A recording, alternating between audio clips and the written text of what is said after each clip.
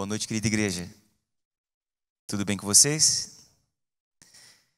Eu gostaria de desejar a vocês essa noite que vocês sejam prisioneiros de Jesus Cristo. Mas que boas-vindas esquisita, pastor Henrique. Essa é uma das boas-vindas mais bonitas que eu conheço na Bíblia. Em Filemão, apenas um capítulo, diz assim: Paulo, prisioneiro de Cristo Jesus, e eu quero aqui parafrasear, pastor Henrique, prisioneiro de Jesus Cristo, que assim seja, a amada igreja central que aqui está presente, graça e paz a vós outros da parte de Deus, nosso Pai, e ao Senhor Jesus Cristo. Que Deus te abençoe ricamente. Que você sinta o desejo de aprender o que é ser prisioneiro de Jesus Cristo. Essa palavra prisioneiro, quando nós a ouvimos de primeira mão, soa um pouco esquisito para quem não está no contexto. Mas não é prisioneiro como nós vemos no mundo. Existem prisões e prisões. E estar junto a Cristo, como foi cantado, bem junto a Cristo, nós podemos dizer que podemos também ser prisioneiros de Jesus Cristo voluntariamente. Que Deus te abençoe ricamente essa noite, ao amigo internauta também que aqui está presente.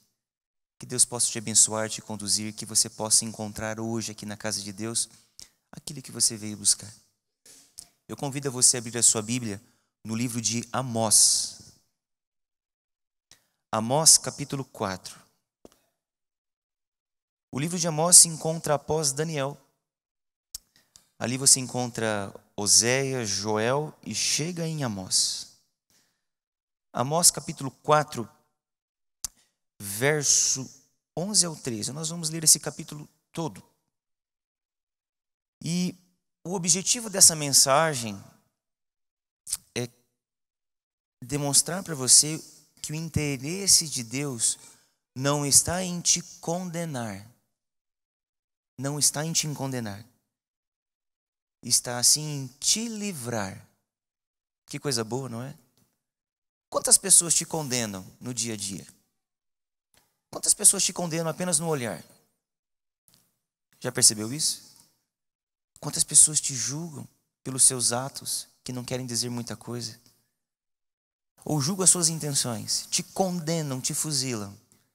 A intenção de Deus não é de nos condenar, é de nos livrar e dar livramento. E é isso que eu gostaria de estudar com vocês hoje, nesta noite. Amós capítulo 4, verso 1, aborda algumas palavras diferentes, algumas expressões diferentes. Vocês vão ouvir aqui, por exemplo, falar de vacas de Baçã. Que coisa esquisita, não é? E vai fazer uma comparação aqui entre as mulheres daquela época, as mulheres israelitas, com vacas. Se eu chamasse as mulheres de vaca hoje, seria muito mal interpretado, não é? Não é esse contexto. Mas nós vamos entender aqui um pouquinho isso. Eu te digo isso para não te soar estranho nos ouvidos, caso você nunca tenha lido. Amós 4, verso 1 diz assim. Antes vamos orar? Feche os seus olhos. Bondoso Deus, sua palavra está aberta e queremos nos colocar em suas mãos. Lhe pedir que o Senhor abra as nossas mentes, use a mim, capacite a todos nós a entendermos o conteúdo bíblico. Uma informação tão específica, tão simples, que ela possa servir para nós de deleite e entendermos que o Senhor não nos quer condenar e sim nos tornar livres. Te peço especialmente que tire as nossas atenções das coisas de fora agora e nos ajude a voltar para a sua santa palavra, em nome de Jesus, amém. O texto bíblico diz: ouve esta palavra, vacas de Baçã, que estáis no monte de Samaria, oprime os pobres, esmagai os necessitados e dizei a vosso marido, dá cá e beberemos. Jurou o Senhor Deus pela sua santidade que dias estão para vir sobre vós, em que vos levarão com anzóis e as...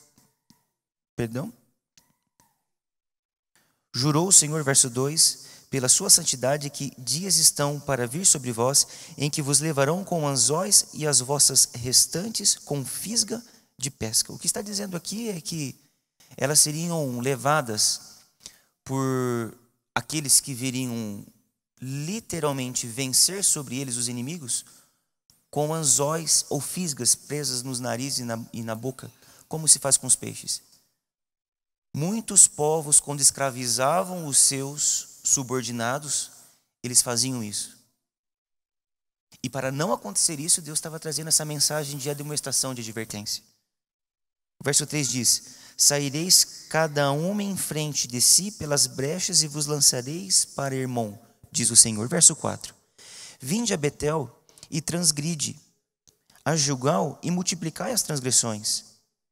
E a cada manhã trazei os vossos sacrifícios, e de 3 em 3 dias os vossos dízimos, e oferecei sacrifício de louvores do que é levedado, e apregoai ofertas voluntárias e publicai-as, porque disso gostais, ó filhos de Israel, disse o Senhor Deus. E o que Deus estava falando aqui? Vocês têm atitudes erradas, mas continuam me louvando, vindo à igreja, trazendo os dízimos, as ofertas, parecendo que são bons cristãos, mas não. E o verso 6 continua: também vos deixei de dentes limpos em todas as vossas cidades, e com falta de pão em todos os vossos lugares. Aqui Deus começa a dar uma sentença, ou dizer o que vai acontecer. Contudo, não convertestes a mim, diz o Senhor. E isso aconteceu. Além disso, retive de vós a chuva 3 meses ainda antes da ceifa, e fiz chover sobre uma cidade e sobre a outra. Um campo teve chuva, mas o outro ficou sem chuva e se secou. Andaram 2 ou 3 cidades, indo a outra cidade para beberem água, mas não se saciaram. Contudo, não vos convertestes a mim, diz o Senhor. Verso 12: portanto, assim te farei, ó Israel, porque isso te farei. Prepara-te, ó Israel, para te encontrares com o teu Deus, porque ele é quem forma os montes e cria o vento, e declara ao homem qual é o seu pensamento, e faz da manhã trevas e pisa os altos da terra. Senhor, Deus dos exércitos, é o seu nome. Nessa parte final do capítulo, por essas mulheres de Baçã não derem ouvidos a Deus, aquilo que Deus as orientou a fazerem para viverem bem e não sofrerem, por elas não ouvirem, serem teimosas, Deus permitiu que o sofrimento viesse sobre elas. Não quer dizer necessariamente que, se você está passando por algum sofrimento, é relativo a que você deixou de fazer algo por Deus, ou enfim, deixou de cumprir uma promessa, não. Jesus sofreu muito, foi um fiel filho de Deus. Mas o contexto dessa mensagem hoje, eu queria aplicar para vocês verem a necessidade que temos de estar atentos àquilo que Deus nos fala. Se você veio aqui essa noite, é porque Deus deseja te dizer algo. Quem sabe você não alcance uma resposta completa com a mensagem dessa noite. Quem sabe parcial. Por isso, se atente ao que nós vamos conversar aqui.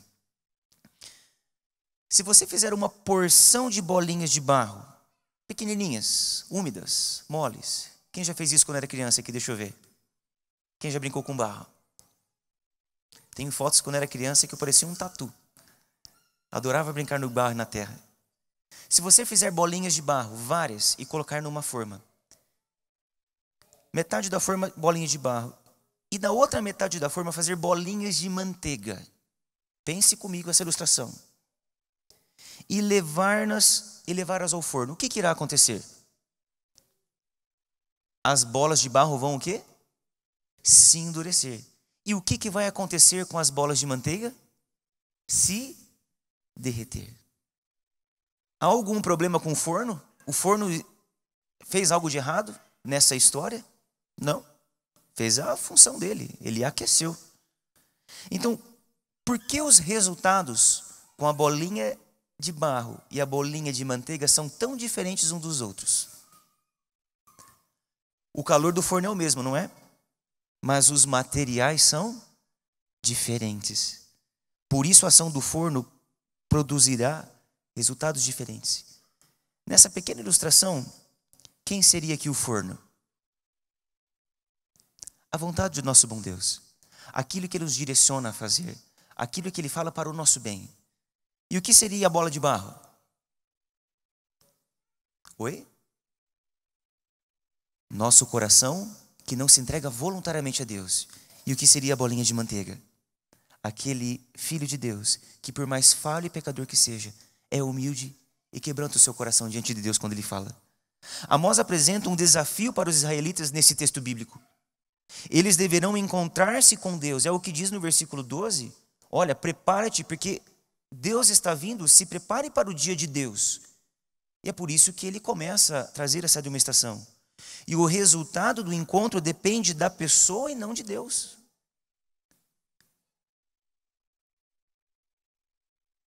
Para você ser colocado no forno, ou ser uma bolinha de barro, uma bolinha de manteiga, depende do quê? De você. Deus é o mesmo ontem, hoje e sempre será. E se eles tivessem ouvido os conselhos de Amós, o encontro com Deus seria um privilégio, seria uma alegria. Mas essas pessoas, essas mulheres comparadas como vacas de Baçã, e eu já vou explicar o porquê disso, não consideraram que era um privilégio se encontrar com Deus. Elas não deram nenhuma atenção às mensagens de Amós. E o encontro com Deus se tornou um encontro temido. Sabe por quê?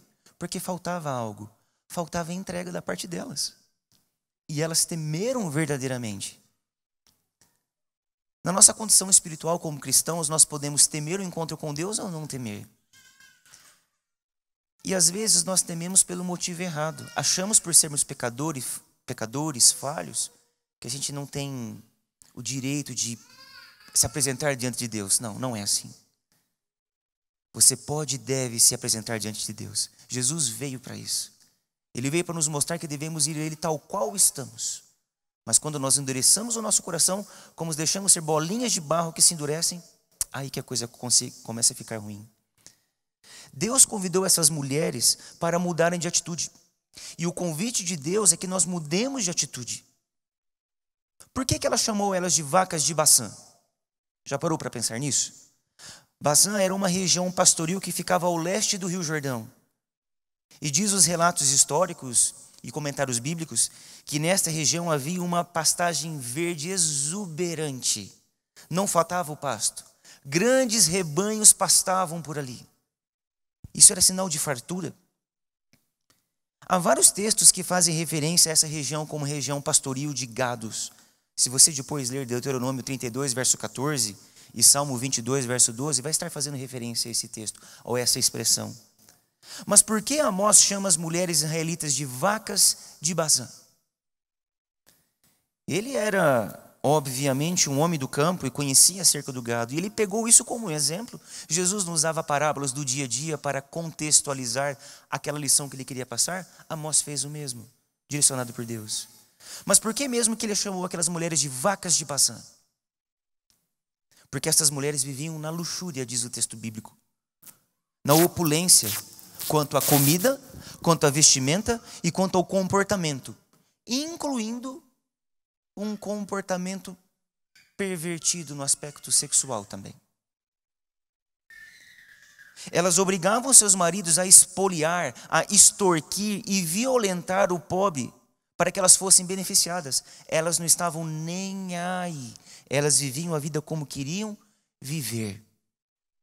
Só que elas não estavam sozinhas. Por mais que os seus maridos não fossem uma peça central, eles concordavam com aquilo que elas pediam. E esses maridos, esses homens, dessas mulheres de Baçã, vamos supor que fossem mulheres adventistas com seus maridos adventistas, porque esse era o contexto. Ou católicos com seus maridos católicos, ou batistas com seus maridos batistas. Por essas razões, essas mulheres eram tão culpadas como seus maridos. E se elas não mudassem o comportamento, deveriam encontrar-se com o Senhor, e é por isso que elas temeram. Lembre-se que para encontrar com o Senhor nós podemos temer ou não, ficar felizes e alegres. No contexto delas, elas temeram porque elas viam que eram devedoras, mas não tinham o desejo de mudar. Deus aprecia, mostrava-se para elas, ou as mensagens vinham através, por exemplo, do profeta Amós e outros profetas que provavelmente vieram, mas elas endureceram o coração. Elas não mudaram o comportamento. E aqui que está o detalhe central nesse aspecto das mulheres comparadas com vacas de Baçã. Amigos, quando um casal que está com problemas, se o casal não mudar de comportamento, vai melhorar a situação? Não. Se um filho está com problema com o pai, um filho está com problema com o amiguinho, se nós não orientarmos nossos filhos a mudar de comportamento, às vezes é necessário uma terapia, por exemplo, um acompanhamento profissional, psicológico ou médico, para que você trabalhe o comportamento, mudanças efetivas não vêm nas pessoas e não vêm em nós. Se você está indo mal no trabalho, é necessário o quê? Mudar o comportamento. E o ponto aqui que Deus estava querendo que Amós falasse para eles: mudem os seus comportamentos, mudem suas atitudes, filhos de Israel. Porque vocês estão como vacas de Bazã. Vocês estão usufruindo das benesses do mundo, que eu criei para isso mesmo, é para o deleite de vocês, mas vocês estão substituindo o foco. Essa comparação é interessante, porque Deus é um Deus santo. E alguns textos escrevem isso de maneira muito clara. Eu vou citar para vocês esse aspecto da santidade de Deus e vou fazer essa comparação com as vacas de Bazã. A Bíblia descreve ali em Isaías 57, verso 15, que Ele, Deus, tem o nome de santo. Levíticos 11, 44 diz que eu, o Senhor, sou santo. Eu sou santo. Eu sou. Isaías 6,3 diz: os anjos proclamam: santo, santo, santo. Essa palavra santo, nesse contexto, demonstra a primazia do que é perfeito, e Deus que é assim. O Senhor, nosso Deus, é santo, diz Salmo 99, verso 9. Ele é um Deus santo, diz Josué 24, verso 19. Ele é chamado o Santo de Israel, segundo Reis 19, 22. E o último texto: o Deus poderoso que era e há de vir é santo. Apocalipse 4, versículo 8. Dentro desse contexto, meus amados, o pecado delas se opunha à santidade de Deus. E aqui que está o ponto. Por ser o pecado oposto à santidade, Deus e o pecado estão separados em sua natureza. É por isso que eu fiz essa relação de santidade. Será que no nosso dia a dia a gente tem a conotação ou entende que Deus é santo? Temos o senso da presença de Deus conosco?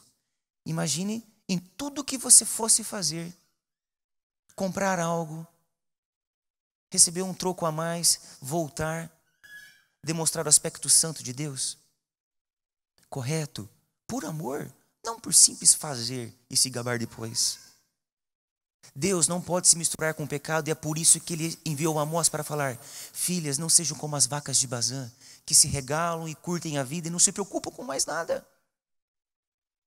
Apocalipse 3,19 tem um texto muito interessante. Diz assim: eu repreendo e castigo a todos quanto amo. Sê, pois, zeloso e arrepende-te. Essa palavra castigo pode soar mal aos nossos ouvidos. Eu poderia mudá-la: eu repreendo e advirto. Eu repreendo e coloco o meu filho de castigo às vezes, porque eu o amo. O João Pedro, volte e meia, eu dou um exemplo dele aqui. Está com 1 ano e 5 meses, vai fazer 1 ano e 6 meses, 1 ano e meio. E ele está aprendendo que para algumas coisas ele pode levar uma palmadinha.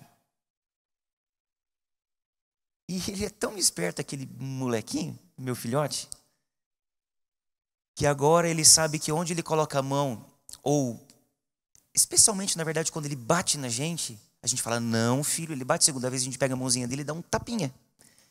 E ele aprendeu que quando a gente fala: não, filho, ó, ele já pega a mãozinha dele e faz assim, ó, ele bate aquele danadinho. Ele já entende. Não que a gente vai fazer isso com frequência. Mas neste contexto, meus amados, que eu queria trazer aqui para vocês, quando a gente ama, a gente repreende, e Deus também repreende advertindo. E é interessante notar que, em consequência disso, o juízo de Deus se manifesta dividido em 4 categorias.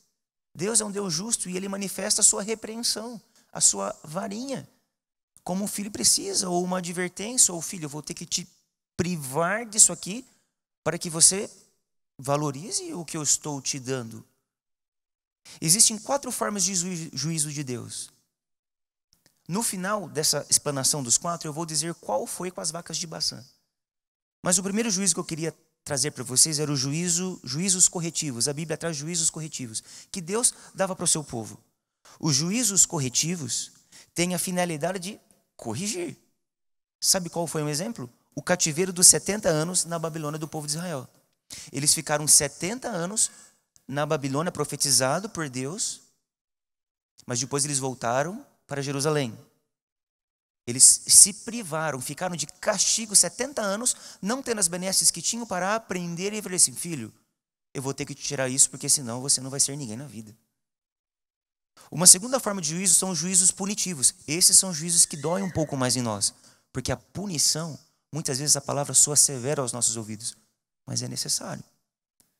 Os juízos punitivos têm como objetivo, a finalidade na Bíblia, de evitar que a maldade destrua a terra. E foi assim que Deus fez. Se Deus permitisse o povo antediluviano continuar, a terra seria destruída. Os intentos do mal seriam alcançados. Deus teve que intervir. A mesma coisa aconteceu com Sodoma e Gomorra e as pragas do Egito também. Deus teve que levar uma punição. Existe também o juízo expiatório. O juízo expiatório tem a finalidade de expiar, de salvar. Foi o que Jesus fez por nós. Foi a simbologia dos sacrifícios da ovelhinha do Antigo Testamento apontando para Jesus. E por fim, o último juízo é o juízo final. E o juízo final tem a finalidade de trazer a harmonia novamente ao universo. E será aplicado sobre Satanás, os seus anjos, e sobre os seres humanos que o seguirem. Qual que é a promessa bíblica depois da sua volta, depois que completar-se os 1000 anos? Que Deus vai acabar com todo o mal. O juízo final. Vai acabar tudo, para se fazer tudo novo de novo. Inclusive a sua vida ser transformada. Quem aqui não tem o desejo de permitir Deus transformar a vida ou ter uma vida transformada? Neste mundo, com certeza. Mas às vezes nesse mundo muitas coisas não vão mudar. Mudarão só lá na eternidade. Eu gosto de imaginar isso. Os 3 primeiros juízos têm um caráter redentivo ou corretivo. Olha o que Paulo diz em Gálatas 6, verso 7. Tudo que o homem semear, isso também ele ceifará. Isso é uma verdade nos dias de hoje? O que você planta, você colhe? Sim. Muitas vezes demora para colher, mas outras vezes colhe rápido. O texto bíblico coaduna com a mesma ideia. Uma escritora chamada Ellen White, ao qual nós reconhecemos como importante no meio da igreja adventista, ela diz assim: ao povo cativeiro, que foi levado ao cativeiro, humilhados à vista das nações, os que uma vez tinham sido reconhecidos como favorecidos do céu, isto é, o povo de Israel, sobre todos os povos da terra, aprenderiam no exílio a lição da obediência tão necessária para a sua futura felicidade. O povo de Israel foi tão desobediente a Deus que Deus falou assim: olha, eu vou ter que dar uma correção, eu vou ter que tirar aqui 1 mês de vocês e assistirem aquilo que vocês gostam. Então eu vou deixar vocês agora sem a televisão. No caso, deixou o povo de Israel sem o país deles. Eles foram para a Babilônia. Até que tivessem aprendido a lição, Deus não poderia trazer eles de volta ou dar aquilo que eles desejavam. Jeremias 30, verso 11, tem um texto forte, mas ele não é tão forte assim quando a gente entende a intenção do Senhor. Castigar-te-ei com medida, e de todo não terei por inocente. Quando a gente passa a mão na cabeça do nosso filho e quer colocá-lo como inocente, sabendo que ele fez de errado, o que acontece com ele? A gente cria uma cobrinha, não cria? E depois no futuro vem o mal sobre nós, não vem? Plantamos aquilo e vamos colher aquilo no futuro. Mas se a gente castiga, ou se a gente corrige, ou se a gente admoesta e orienta, mesmo que ele chore e reclame, no futuro vai ser bem. Eu estava no zoológico umas 3, 4 semanas atrás, e descendo com a Karine ali numa ladeira, lá numa descidona, o João começou a dar uns pinotes lá, e eu tive que ser um pouquinho mais firme com ele. Mas firme, porém com amor. Depois ele veio me abraçar, brincar, sorrindo, e só foi aquele alarme. Tinha uma família andando atrás de mim que olharam assim com o rosto feio para nós e pensaram: esse pai, essa mãe aí, olha o que fazendo com o filho. Coitado desse menino. O olhar deles dizeram isso. Deus muitas vezes nos corrige, mas é para o amor. Agora existe também a relação com o juízo punitivo, que tem o caráter de eliminação final. E essa escritora, Ellen White, diz: ao mesmo tempo que a misericórdia de Deus suporta longamente o transgressor, sendo misericordioso, sendo paciente, dando juízos exortativos, orientando: olha, não faça isso, não faça aquilo, você vai até receber um castigo, mas depois eu te perdoo, depois você volta para mim. Há um limite além do qual os homens não podem ir no pecado. E aqui que está o ponto. A gente brinca às vezes com isso. Existem limites. Tudo existe limite. Na sua casa não existe limites? No trânsito não existe limite de velocidade? Eu fui buscar a minha esposa mês passado na casa dos pais dela no interior aqui em Umuarama. Na verdade, Maria Helena, uma cidade próxima a Umuarama. E eu passando ali por Ponta Grossa, a placa indicava 60 e eu passei a 99 por hora. E eu estava vendo um radar lá na frente. Eu vou frear no radar. Mas eu não me dei por conta que tinha um carro da Polícia Federal com aquela pistolinha. Multa gravíssima. 7 pontos na carteira e adivinha o presente que eu recebi em casa? R$ 880 mais pobre. Esse foi punitivo, viu, meu amigo? Entendem? Se eu respeitasse o sinal, eu não receberia essa punição. E quantas vezes eu já tinha passado, mas foi misericordioso Deus comigo. E agora eu recebi a multa. Bem lá estava o policial de tocaia e me pegou. Sabe, meus amados, Deus nos convida para um arrependimento verdadeiro. Ao enviar esses castigos sobre Israel, Deus tinha um objetivo corretivo. E a palavra-chave aqui é o arrependimento. Se você está no seu emprego e o seu superior, o seu gerente, o seu gestor vem o corrigir, o direciona, faça isso, faça aquilo, não fique nesse momento aqui, haja dessa maneira, e você o cumpre, é preciso ele vir te corrigir posteriormente? Não. Mas se com frequência você vai deixando isso de lado, vai deixando isso de lado, vai deixando isso de lado, até o momento que ele chega com você, te chama uma conversa e diz: infelizmente, eu te dei vários juízos corretivos, eu te admoestei, mas agora eu vou ter que dar um juízo punitivo. Vou ter que te desligar da empresa. Amados, eu fiz essa relação para vocês entenderem que com Deus é praticamente idêntico, para não dizer idêntico. Deus queria que eles se convertessem, que se arrependessem, que se voltassem para Ele e fossem felizes. E Ele usou até a dor. Se nós formos ver nos versos 6 a 11 deste capítulo, depois você pode ler com mais calma em sua casa, Deus teve que tirar o que deles? A alimentação. Eles ficaram sem pão. Tirou até os dentes das bocas. Queimaduras vieram sobre eles, ferrugens, gafanhotos, pragas, destruição final das cidades. Mas isso não foi o juízo sentencial final. Não foi um juízo punitivo, foi um juízo, o quê?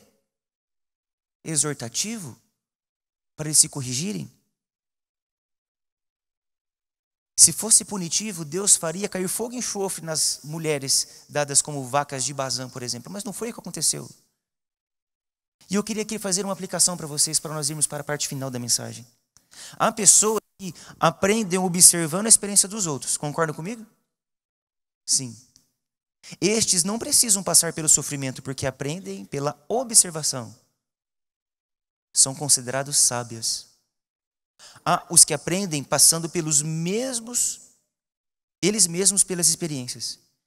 Esse tipo de pessoa não aprende pela observação, mas pela própria experiência. Elas têm que sofrer para aprender. E esse era o contexto dessas mulheres da vaca de Bazã. Elas estavam passando por um problema, sofrendo um juízo, um castigo, se assim podemos dizer, mas para aprender. Sofrendo, elas poderiam o quê? Se arrepender. Oh, meu Deus, é verdade.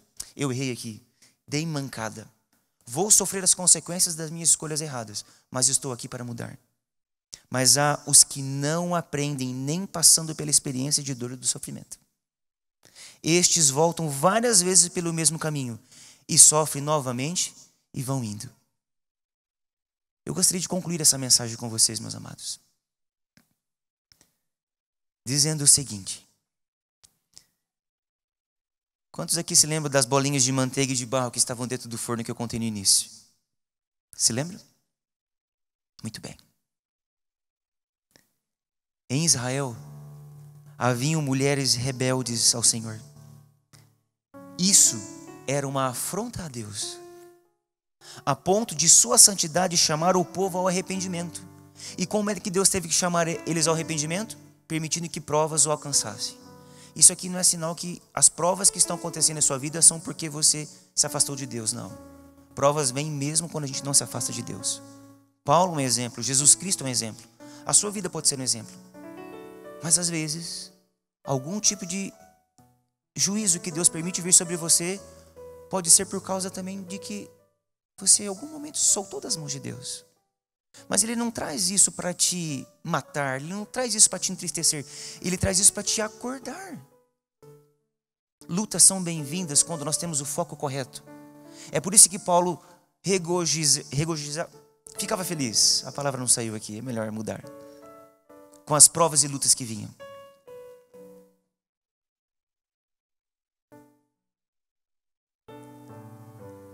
Essas mulheres, se não permitissem essas bolinhas serem manteigas, elas não se derreteriam, se tornariam bolas de barro e endureceriam.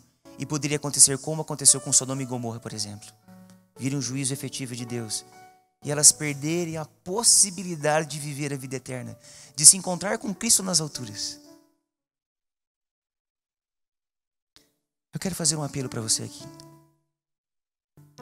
Será que o Israel espiritual não está vivendo o mesmo que o Israel do passado? Quem é o Israel espiritual? Somos nós. Quando a Bíblia diz que eu e você somos povos de Israel, Ele está trazendo a menção de que nós passamos as mesmas coisas que o povo de Israel no passado passava, viviam.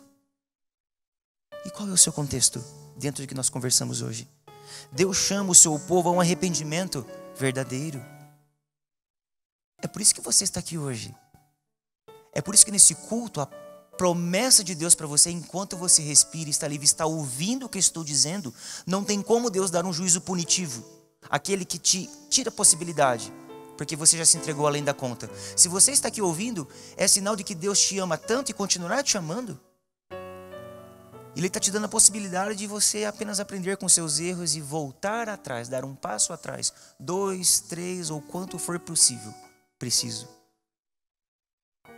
Ele convida para o grande encontro onde Ele será um noivo e a sua igreja noiva. Você não quer vir e fazer parte com o Senhor deste momento?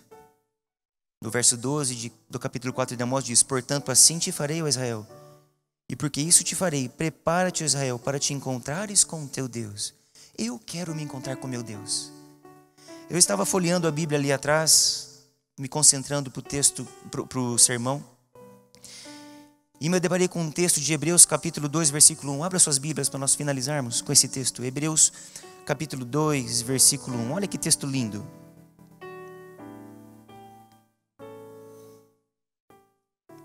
Hebreus capítulo 2, versículo 1. Hebreus é o Novo Testamento. Se encontra praticamente no final da Bíblia.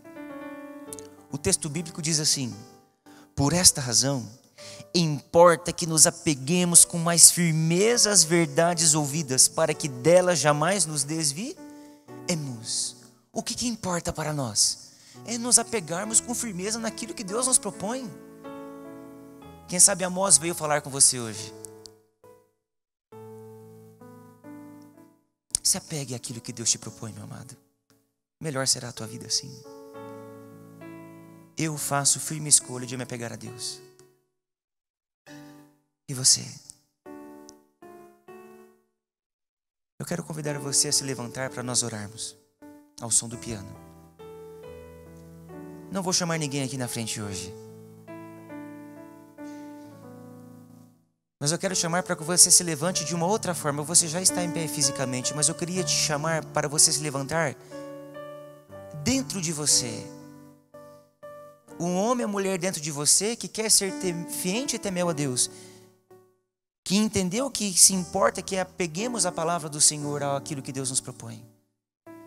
Eu quero propor que você se levante dentro de ti, com a atitude necessária para não andarmos como as vacas de Bazã, nos regalando nos verdes pastos, que pode ser tropeço para nós.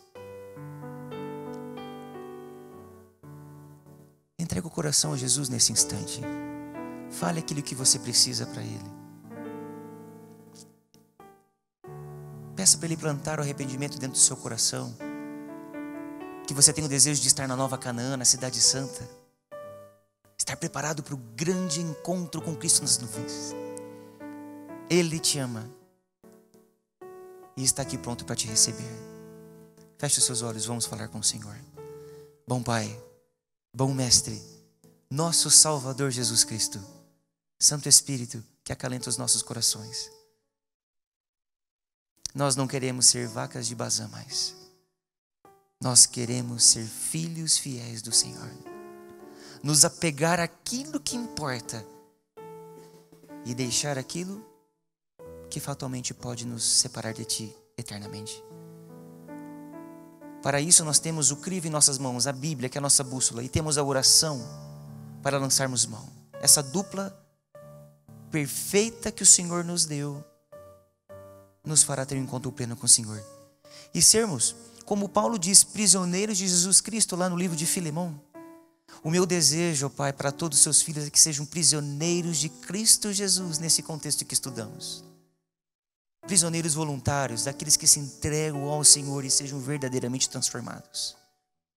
Eu quero o céu para mim e para minha família. E o meu desejo é que cada filho do Senhor que aqui está presente, ouvindo esta oração, queira o céu para ele mesmo e para sua família. É o meu desejo essa noite. Em nome de Jesus. Amém. Que Deus te abençoe ricamente. Que você possa ter tido um encontro especial com Deus.